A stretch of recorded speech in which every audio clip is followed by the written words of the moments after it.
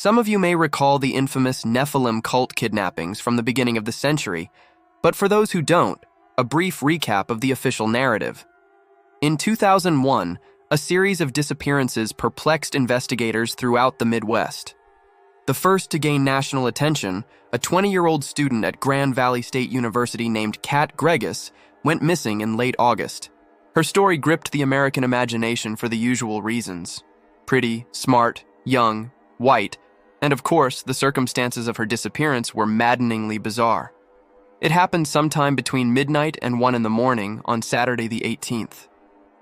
She'd been drinking with friends in the student townhouses just off campus, by all accounts having a good time, not particularly wasted. She left about an hour before her roommate, who traveled the same route home and saw no trace of her at that time. When said roommate awoke to find Kat absent that morning, panic set in. She began calling all their friends to see if they'd seen her. But the last anyone saw of Kat was at the party the previous night.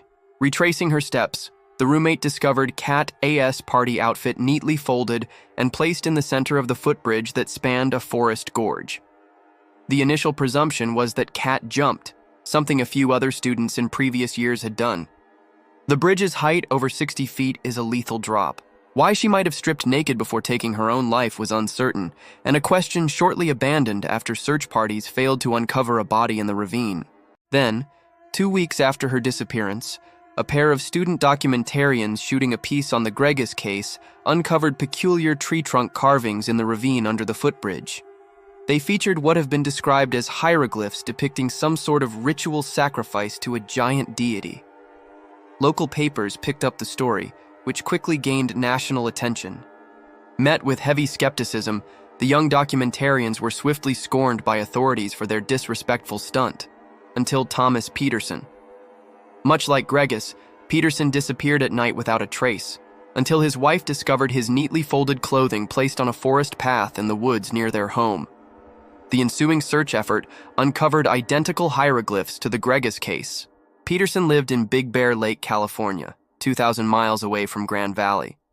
Then there was Regina Altmeyer from Reno, Nevada, Michael Insman from Little Rock, Arkansas, Hector Garcia in Flagstaff, Arizona. Different backgrounds, ages, finances, all vanished in the middle of the night, with their clothes discovered neatly folded on a trail several hours later, nearby trees bearing the curious symbols carved into their wood. Speculation ran rampant. So-called experts crawled out of the woodwork to cash in as talking heads, hawking books about cult conspiracies and underground extremist networks. I haven't been able to identify the individual who introduced the name, but from this farrago of commentary arose the moniker Nephilim cult. It came from an interpretation of the carvings, a group of cultists in worship of their Nephilim god. By the end of July, a total of 18 disappearances had been attributed to the Nephilim cult, including my sister, Luna. Just as the others before her, she vanished in the dead of night. Her folded clothes were found on a wooded footpath, and nearby trees bore the Nephilim carvings. Here's what you don't know. Every missing person in the Nephilim cult kidnappings left behind cryptic journals of one form or another. Luna had a diary, others scrawled notes on napkins, receipts, others floppy disks with text files. Their contents were mostly gibberish, and every decoder the FBI employed failed to make heads or tails of the symbols. However, every one of them, without exception, featured somewhere the phrase, "It is coming, 24 years' time, wash clean the world of filth that follows." Verbatim. Word for word exactly that in every document. Nobody knew what that meant, but the families of victims were shaken by the discovery. None of us knew of the documents prior to the investigation, nor did any of us witness strange behavior exhibited by our loved ones. Luna had just started college, was the first member of our family to do so, and was ecstatic about her life prospects. Neither myself nor our parents had ever seen Luna writing in that diary, which was found stashed beneath her bed 2 days after she went missing. My sister was the last person to vanish. It was July 30th, 2001. The investigation ceased abruptly 6 weeks later.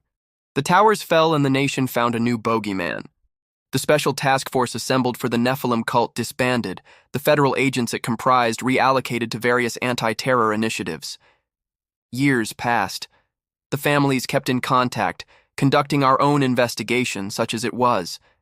We surveilled the crime scenes to see if Nephilim cultists might return, but only ever encountered teens or other freaks out looking for a spooky thrill. We hired our own PIs and cryptographers, and the desperate among us turned to various New Age grifters for answers. None were supplied. In 2008, the widow of Hector Garcia received a letter promising the return of her beloved in exchange for her faith. Many in our network of bereaved families latched onto this, despite the claims of the skeptical few insisting it was nothing more than a scheme. Nevertheless, we asked old FBI contacts to review the letter, who performed a cursory examination and no further investigation. The letter offered no instructions on how Isabel might demonstrate her faith or in whom or what she was to invest her faith in, so we all anticipated follow-up communications. None came. Hope dwindled. Some in our network passed away, others withdrew. Our number shrank to a handful of stalwarts still hunting for answers. In the fall of 2015, the nightmares began.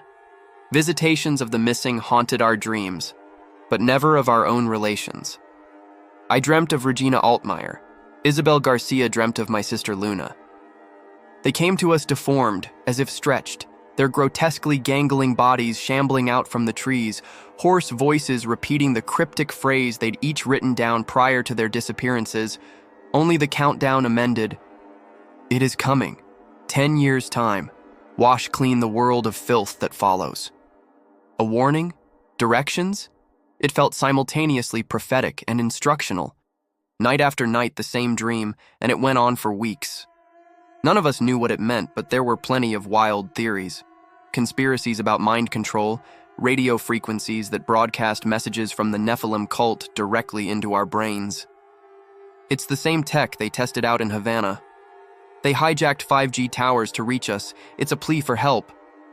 They're angels now, warning us about encroaching end times. I didn't think any of these theories held water, but I had none of my own to offer. Like everything else, however, the nightmares fizzled out. The next development happened in 2020 when 3 bodies showed up: Patricia Reeves, Matt Templeton, and Zosha Dreyfus. Amidst the pandemic, the many bodies sent for burial on Hart Island in New York contained among them the remains of 3 missing Nephilim cult victims. Patricia, Matt, and Zosha were discovered in the freezers, each body preserved perfectly from the date of their disappearance. Despite nearly 2 decades passing, they looked the very same as they had in 2001. None of them had any remaining family, but instructions had been given to relay any discoveries related to them to members of our network, which was how we found out. We otherwise would never have known, given what authorities did next. The resurfaced trio were buried quietly on Hart Island while feds scoured hospitals for clues. None arose, nor any additional bodies. The FBI suppressed the story and asked us not to go to news outlets. It would only complicate our investigation. We foolishly believed them, but after no immediate leads presented themselves, they gave up the hunt. That was 5 years ago. Over the ensuing half-decade, I've seen members of our group splinter away, coalescing around absurd theories, some going so far as to suggest the government is responsible and calling for violent action against politicians, federal agents. This all started when I was a teen in 2001, fearing for my sister's life, fearing where she might have gone, wishing she would come back. Now I find myself wondering where she went to, if I might be able to join her. The clock is almost up. 24 years dwindled to nothing. What will happen? Will it come to wash clean the world of the filth that follows?